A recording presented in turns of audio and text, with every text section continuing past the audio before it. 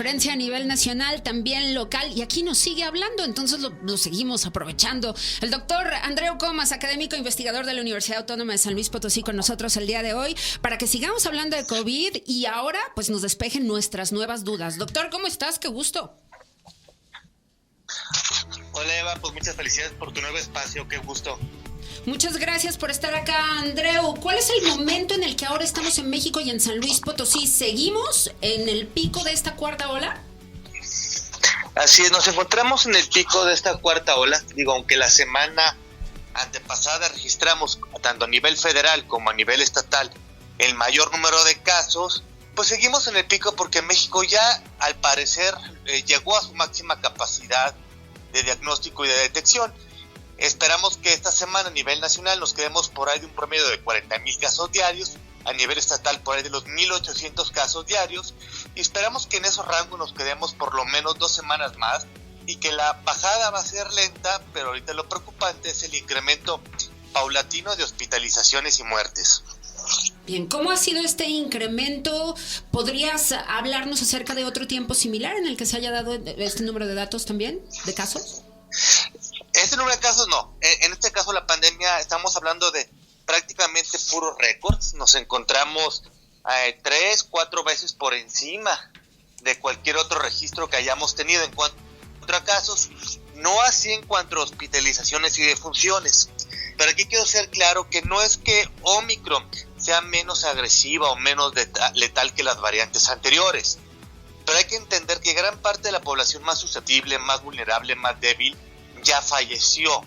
Ya ha fallecido más de 700,000 mexicanos por ello. Hay que entender que ya tenemos gran parte de la población vacunada, particularmente los más susceptibles, que ya sabemos tratar mejor al COVID y que ya no hay reconversión hospitalaria. Todos estos factores nos hacen que la letalidad sea menor.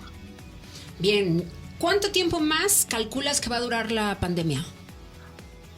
Bueno, la pandemia es difícil porque esto depende de varios factores, como qué tan rápido podamos vacunar al 90% de la población, tanto de cada país como del mundo. Segundo, qué tan capaces seamos de cortar la cadena de transmisión. Hay lugares como Taiwán o Corea del Sur que lo han hecho muy bien. En México nunca ha pasado. Y qué tanto impongamos restricciones a los no vacunados y restricciones de movilidad internacional de acuerdo tanto a pruebas de COVID como a vacunación. Todos estos factores van a ir haciendo que la pandemia se vaya disminuyendo. Ahora, lo que sí esperamos es que lentamente o paulatinamente, en lugar de tener 2 brotes al año, tengamos un brote al año. Por ejemplo, ahorita en lugar de tener el brote en verano, esperemos que se corriera más un poco hacia el otoño. Bien, ¿de qué entonces depende la evolución del resto de las variantes? Porque ya tú nos lo decías, van a seguir surgiendo, ¿sí? Entonces, ¿de qué depende? Y además, yo quiero que tú me digas qué es lo que como variante te ha hecho que te sorprendas más respecto a Omicron. Sí, mientras nosotros sigamos teniendo una transmisión comunitaria constante, mientras tengamos lugares con bajas tasas de vacunación como África, con una alta proporción de individuos inmunosuprimidos, mientras no vacunemos a los niños, pero sobre todo más importante, mientras el enfermo y el sospechoso no se quede en su casa hasta dejar de ser contagioso, vamos a ir generando nuevas variantes, como ya lo decíamos en octubre, que íbamos al final de la ola de Delta, que tenemos todas las condiciones para que surgiera una nueva variante y surgió Omicron. Omicron no es necesariamente el fin de la pandemia y nunca una pandemia se ha acabado por sí sola. Tarda mucho tiempo en pasar, así de que lentamente se vaya atenuando la pandemia. ¿Qué tenemos que hacer nosotros para evitar el surgimiento de una nueva variante? Dejar de contagiar. Porque si no vamos a encontrarnos variantes que van a surgir para evitar la inmunidad generada tanto por Omicron como por las vacunas. Andreu Comas, ¿qué opinas de que el presidente de México haya dicho que era o más bien que la OMS no recomendaba la vacunación infantil? Que está mintiendo. La OMS jamás dijo eso. La OMS dice, a ver, primero vacuna a tu población mayor de 60 años, perfecto, 95% vacunado o más. Vacuna a tus mayores de 18 vulnerables o susceptibles, vacunados. vacuna a tus mayores de 18 años, no de alto riesgo, vacunados. Vacuna a tus menores de 18 años de alto riesgo. Se supone que se vacunó el 95%, vacunados. Y ahora sí, vacuna a los niños. Eso dice el esquema de la OMS. Hay muchos beneficios por el cual vacunar a los niños y no es verdad, que la OMS no la está recomendando, pero tampoco es verdad que la muerte por COVID es pequeñita en los niños. Simplemente el COVID ha matado en México a niños menores de 6 años 2.4 veces mayor que influenza y 1.9 veces mayor que virus sincicial respiratorio, que es el principal patógeno en pediatría.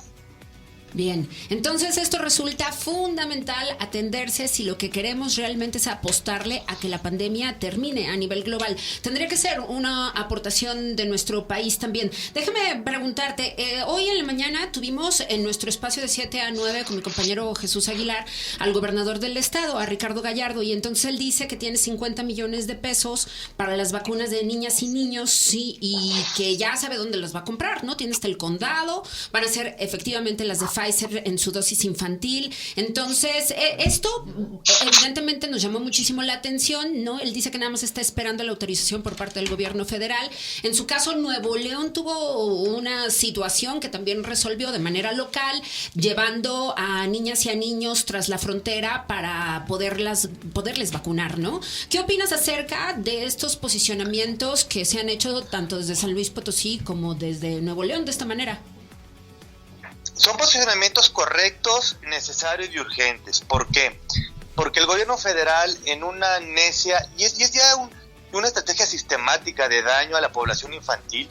Hoy por hoy tenemos el mayor desabasto de vacunas en el sector público del esquema universal, porque nunca habíamos tenido, y desabasto de medicamentos contra el cáncer. El gobierno federal no los va a hacer. ¿Cuál es el problema que se van a enfrentar los gobernadores? Es que por ley no pueden comprar, distribuir y por sí mismos almacenar las vacunas. El gobierno federal les tendría que dar el permiso o buscar la manera legal.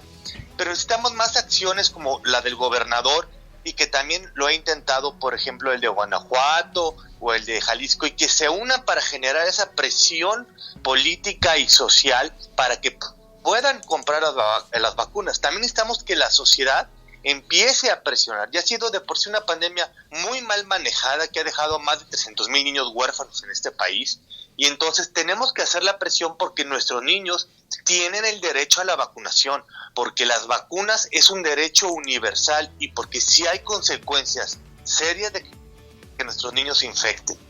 Claro.